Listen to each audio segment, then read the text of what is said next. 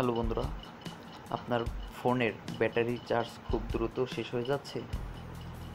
যাতে দ্রুত শেষ না হয় তার জন্য নতুন 20টি আপনাদের টিপস শেয়ার করছি। ভালো করে ভিডিওটি সম্পূর্ণভাবে দেখবেন।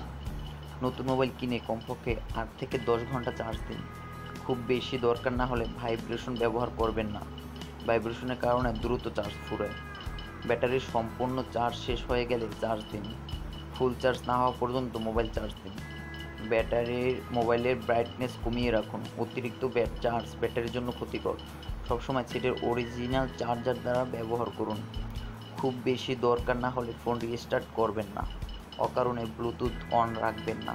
নেটওয়ার্ক সিগন্যাল বারবার সার্চ করলেও বেশি ব্যাটারি ক্ষতি হয়, সুতরাং এটি থেকে বিরত থাকুন। ঠান্ডা অবস্থায় মোবাইলের ফোন বন্ধ রাখুন, অর্থাৎ স্বাভাবিক তাপমাত্রায়। বেশি গরম স্থানে মোবাইল ফোন রাখবেন না। আমি একটা আইপিএসের উপর ব্যাটারি রেখেছিলাম, পরে আমার ফোনে 13টা বেজে গেছে। সুতরাং কোনো গরম স্থানে ফোন রাখবেন না। চার্জ থেকে খোলার জন্য আগে সকেট থেকে চার্জার খুলবেন, তারপর মোবাইলের কেবল খুলবেন। চার্জের সময় মোবাইল অফ রাখা ভালো, বিশেষ করে নতুন মোবাইলদের জন্য।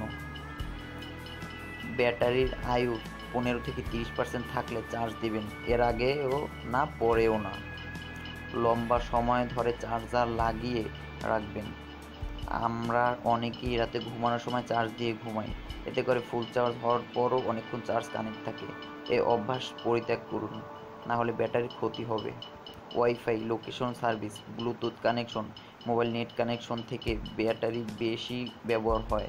যদি wifi, location service, Bluetooth connection অনেক জায়গায় সহজে ও বিনা পয়সায় ব্যবহার করা যায়, তাই নেহাত প্রয়োজন না হলে wifi, location service, Bluetooth connection বন্ধ করে রাখুন। তাতে আপনার ব্যাটারির লাইফ সেভ হবে। ওয়ালপেপার যদি অ্যানিমেটেড বা মোশন ওরিয়েন্টেড হয় তাহলে তা ডিজেবল করে রাখুন। বিভিন্ন battery supported utility software free পাওয়া যায়, তা ব্যবহার করতে পারেন। ডেইলি মেইলে প্রকাশিত এক রিপোর্টে জানা যায়, বিশেষজ্ঞদের মতে স্মার্টফোন ব্যবহৃত 100% পর্যন্ত চার্জ করা ঠিক নয়, বরং এর চার্জ সবসময় 40 থেকে 50% উপরে রাখার পরামর্শ দেওয়া হয়েছে। অথবা আপনার ফোনের ব্যাটারির চার্জ সবসময় 40 থেকে 80% মধ্যে রাখলে সেটাই ভালো।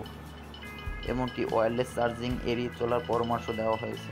আর সবার শেষে বলতে চাই, একটু কম কথা বলুন, এতে টাকাও বাঁচবে, ব্যাটারির আয়ুও বাড়বে। ধন্যবাদ সবাইকে।